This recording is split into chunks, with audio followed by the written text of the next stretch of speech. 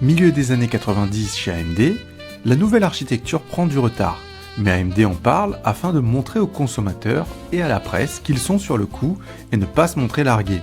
En 1995, AMD parle déjà de son K5, mais clairement, ce CPU n'est toujours pas prêt. Il s'agit uniquement d'une tentative de communication afin de rester dans la course.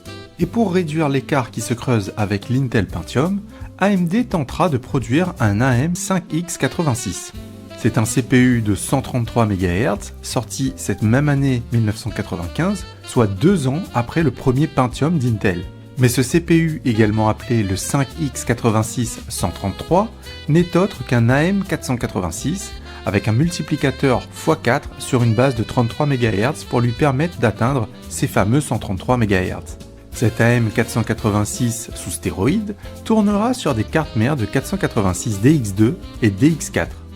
De même, ce 5X86 disposera enfin de cache L1 de 16 kg, soit l'équivalent du 486 DX4 d'Intel.